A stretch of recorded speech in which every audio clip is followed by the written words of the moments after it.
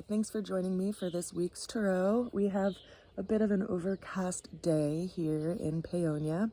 Ooh, the clouds are doing really interesting things with the lighting in my phone.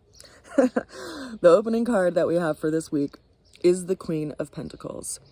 So, something in our being is really focused on our life path, our career path, and things that are associated with this Capricorn energy, which is our legacy that we're leaving behind. We're really looking at where we're putting our energy and effort and where we're actually going and where we actually want to go. Consider that in Capricorn right now, we have Pluto in retrograde, and we're going to see some other energies showing up in the cards that are speaking to that. The challenge that we are going to be looking at this week is the King of Swords. So, can we step a couple paces back and take in the whole picture, right? This is a card that's associated with Aquarian energy, which, interestingly enough, has Saturn over in it right now, which is this planet that brings limitation to how we see the world, how we see the big picture. You know, we may actually feel a sense of almost feeling bound to where we are right now, like we don't have much ability to go beyond where we're at. And so this is showing up as a challenge because we have to have or learn to have some detachment around things that aren't happening in the timeline that we want. And considering that Saturn has this way of showing us where we need to be responsible and accountable for ourselves, this is a level of work that we are looking at this week. The way that we're going to get through the challenge came in as the Temperance card. This card is associated with the planet of Jupiter that brings in this expansive quality. So I think the cards this week are really encouraging us to not necessarily get so attached to where we've been, but to have some sense that we've just kind of been collecting information and gathering resources by way of knowledge and skill, and how we can actually bring that out into the world. Now, if we look at this card, we can see that the person in this card is doing some sort of alchemy. They're pouring one cup into another cup at this really interesting 45-degree angle, which doesn't happen in life. And so they're also blending these two energies that's in these two cups. So it's asking us to look at how two opposing energies can actually work together to create something new. So if we look at the elements of fire and water as an example, fire has this quality of being able to burn things, and water has this ability to smother things or put things out. It also has the ability to bring life to things. So it's all this level of like how much you have of something. But when you put these two elements together, you get a whole new possibility, right? When you put fire and water together, you can either throw water on fire and put fire out completely, or you can have them work together to create steam and bring things to the surface. So we're working with these two energies in our life that's really bringing things to the surface for us to look at in a new way. And Jupiter is a planet that brings this, it's like a benefactor.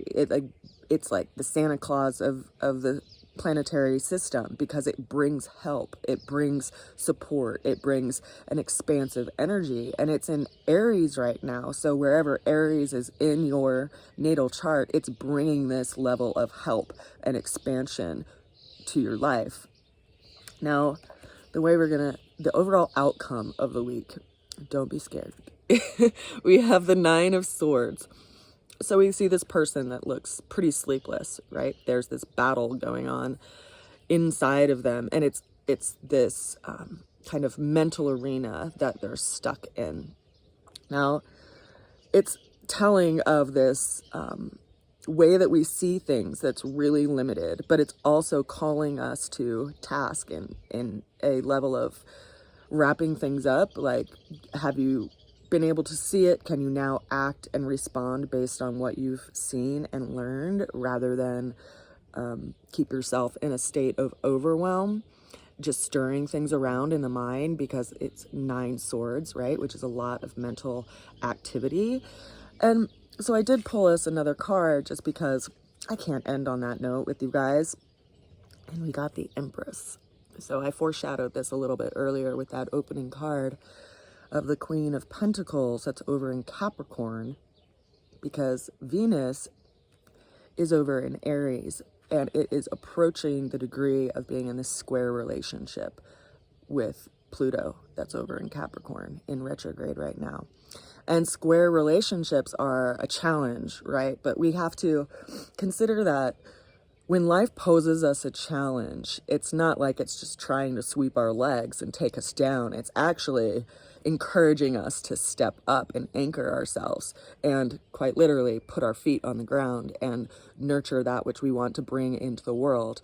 So consider that this card, the Empress, is associated with like motherhood and nurturing something until it's ready to come into the world. And so in a lot of ways, it's like this doorway of preparation. And so I encourage people to look at whatever circumstance or situation that you're in right now as that. It's a doorway that is asking you to walk through it. And how do we do that, right? We have to have trust, we have to have faith, and we have to have courage, and we have to be willing.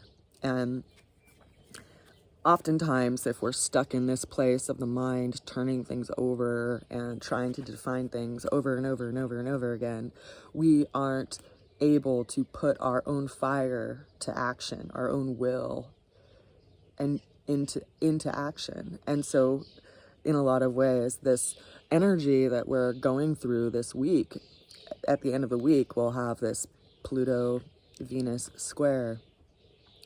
Look at it as something that's trying to transform something really deep inside of you and encourage you to bring it out into the world. And when you do that, it's like opening a new chapter of your life, just like what motherhood is for new mothers, right? They have a whole new chapter of their life once they bring their child into the world.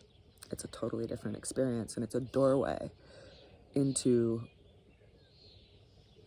a new experience. And I think that's what these cards this week are reminding us of, is that sometimes you have to work through these energies to see what can come out of them, rather than, expect everything's going to fall into place on its own. We have to be willing to make the effort and to also have the discipline to bring it into the world. So we may be able to see, perhaps by way of this 9 of Swords, a completion around, how we've been looking at things and how that's been limiting us in a lot of ways. So that's this week's tarot. And of course, if you would like a more in-depth reading for yourself, I offer 12-card tarot readings. I also look at the astrological transits that are happening for you for the next 6 months, so we can see which energies are showing up in your life and ways to work with them. So just write to me or reach out to me through one of my social media accounts, and we can set up some time to do that. I am going to be teaching a lot over the coming weeks of June, so I won't be able to actually have like immediate readings for people. I'll be scheduling them a couple of weeks out because I am going to be doing some traveling over to the Denver metro area and teaching at a school and also teaching at a festival, and then I'll be coming back to Paonia and teaching a workshop up here. And so I just have a really busy couple of weeks there as far as teaching goes. So I'll be focusing on that, and that's part of the reason why I'm just offering these weekly tarot readings for now. I also want to give you, I guess, just some information in regard to what's going on with my deck, as far as printing it and distributing it for orders and things. The first deck, so I got this deck printed as my prototype, and I don't know if you'll be able to see it, but you probably won't actually. But these all have a black background, and on some of them there's like these little white chips along the edges of the black background, and I'm a Virgo rising, so that drives me crazy because I want quality, right?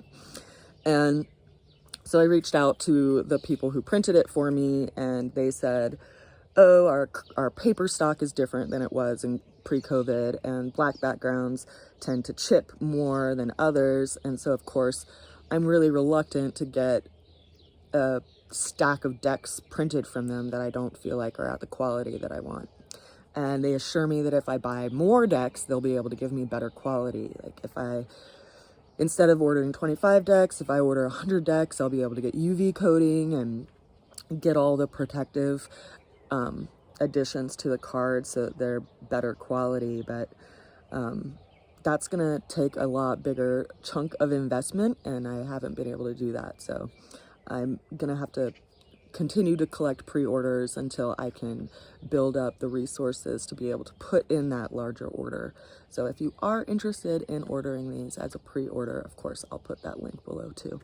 But I send you all a lot of love, and I hope you are doing well out there, wherever you are. I'll see you again soon. Bye for now.